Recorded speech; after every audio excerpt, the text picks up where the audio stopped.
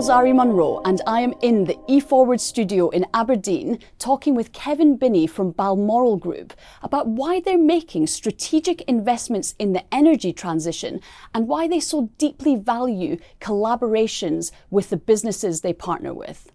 Kevin, welcome to the E-FWD studio in Aberdeen. It's great to have you. And as you know, at E-FWD, we are all about partnerships and collaborations. And I read that you said about Balmoral Group that you're not just about transactions, you are about partnerships. So tell us more. Tell us about Balmoral. Tell us about what differentiates you from other private equity companies. Sure. Well, we actually celebrate our 45th birthday this year. Wow. Balmoral was founded in 1980 by Sir Jim Milne. I think most people in the northeast, the energy industry, would associate Balmoral with our Comtech business, which designs, manufactures buoyancy protection equipment to the energy industry. But we've also got a 50 million tanks business. They design, manufacture specialist tanks to a whole range of different sectors. We've got a business called Blaze, which provides fire safety systems. And then just to add a bit of variety, we entered the hospitality sector last year. We acquired the Marcliffe Hotel in June last year. So I think throughout those 45 years, we have developed a reputation as an innovator and as a market leader across all our businesses, but that's only part of the story.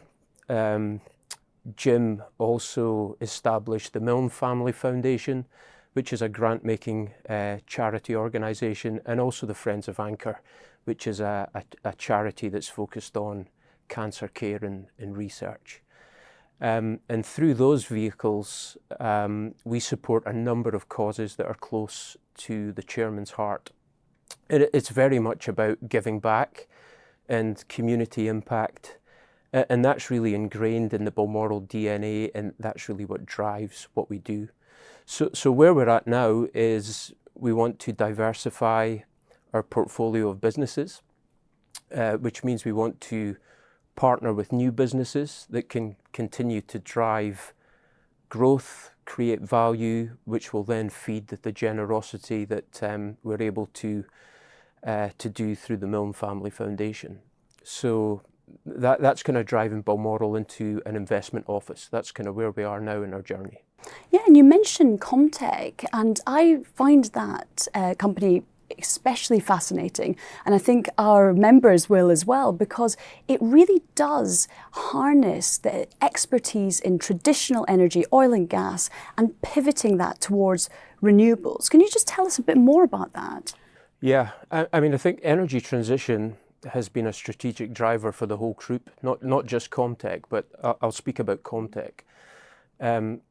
So over the last two years ago, we set a strategic target for Comtech to grow into the renewable sector, to have revenues of 40 million within 5 years. Now that was from a standing start. And 40 million at that time would have been 50% of Comtech's business revenue.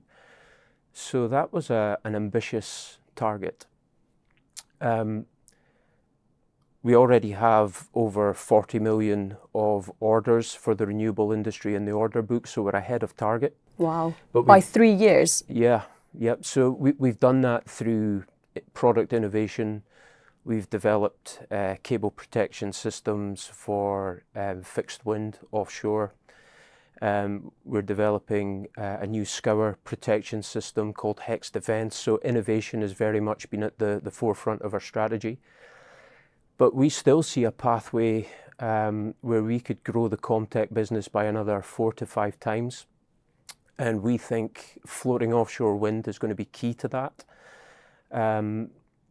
We're really excited about the future for floating offshore wind. We've just signed a memorandum of understanding with LS Cables in South Korea, and that's to partner with them on the largest offshore floating wind project in the world. So the opportunities within energy transition are significant.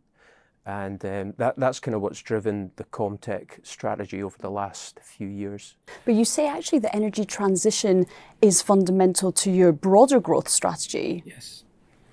Yeah, so I mentioned the tanks business earlier on, 50 million tanks business. So energy transition has played a part in its strategy as well.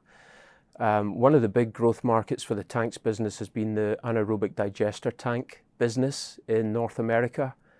That's conversion of waste into energy, and that's driven our international growth strategy for tanks. So we've seen the tanks business double in size over the last 5 years. We're going to open a US facility this year. So, again, it's feeding into energy transition has kind of driven the growth in that business, but in a different way from the Comtech business. And then the other business that we have that I mentioned is Blaze. So again, over the last 5 years, we've tripled the size of that business and diversified it. So it's in the nuclear, it's in offshore wind, industrials. So again, it just kind of points to this balanced transition strategy that's kind of driving our strategy for the group going forward. And I think a key thing to remember is, that without conventional energy, without our business in oil and gas, if we didn't have the profits, the cash that was generated from that core business, we wouldn't have been able to invest in the renewable side of our business. So I think it's very much about a balanced energy transition strategy, and I think that's what we've delivered over the last 5 years. And so tell us a bit more about also your background, because you were in more traditional private equity before joining a family office. What's the difference? Yeah, so I think private equity was a great training ground for me. I really enjoyed my time in private equity. I think private equity plays a really important role in fueling growth, encouraging entrepreneurship for the economy. Most private equity firms would tend to be focused on the shorter term in terms of generating returns. But at the heart of private equity, it's about partnering with management teams, working with them to deliver a strategy, to create value, deliver a return in the future. So I think flipping across to a family office, the key principles are the same. We're looking to partner with management teams, help them, support them to deliver strategies, create a return. I think a couple of the key differences at Balmoral, we can take a patient approach to that journey, and it is very much a journey for us. So we're not driven by a fund and the timing of a fund in terms of having to make a return.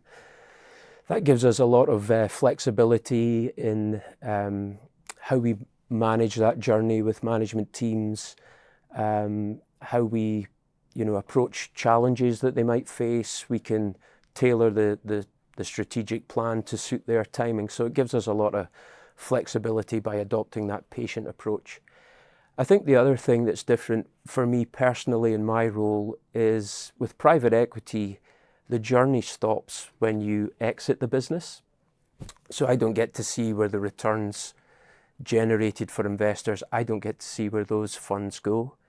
With Balmoral Group, I get to follow the journey all the way through. So I get to see where the funds that we generate through the businesses, how they then flow through to the charities, the partners that we support through the foundation, and the communities that then impacts. So that for me is the really exciting part of my role now.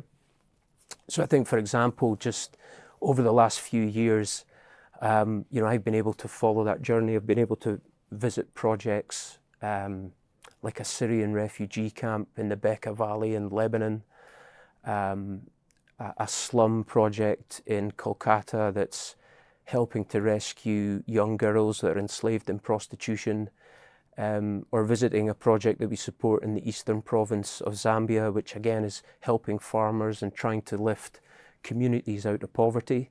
So being able to follow the funds all the way through to the end projects, and then to be able to see transformation in these communities, lives being changed, that is one of the key differences from traditional private equity for me in the role that I'm doing, and it's just so fulfilling and rewarding. That's amazing. Transformation in business growth and transformation in community impact. And I think that really stands out actually in the work that you've been doing. And so where do you see that going forward in terms of your future strategy and mission? Yeah, so I think going back to that point about community impact being ingrained in Balmoral DNA, we're not just interested in generating profits. We want to see legacy, we want to see lasting change, community impact. And so it's very much about continuing to invest strategically to make that lasting impact. And the way we do that is through those strategic investments, partnership with other businesses, helping them to deliver their plans, so that we can generate a return that feeds the foundation, feeds the projects that we support, and therefore we can continue to see social impact and community transformation across all those different projects. So that's at the heart of what we want to continue to do.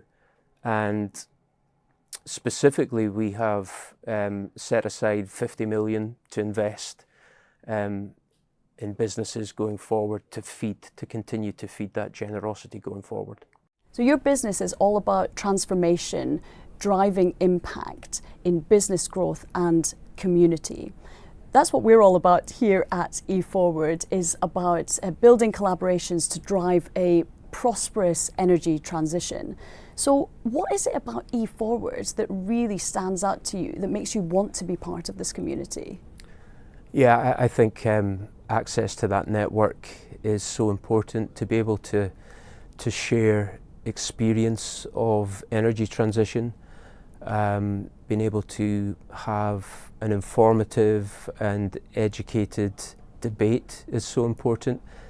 I think having a balanced approach to energy transition is for the benefit of everyone, and therefore having access to that network is so important. So I think organisations such as E-FWD, the access to be able to share and partner, collaborate with others in the energy transition zone is just so important. So we're big supporters of that. Kevin, Binnie, thank you very much. Thank you.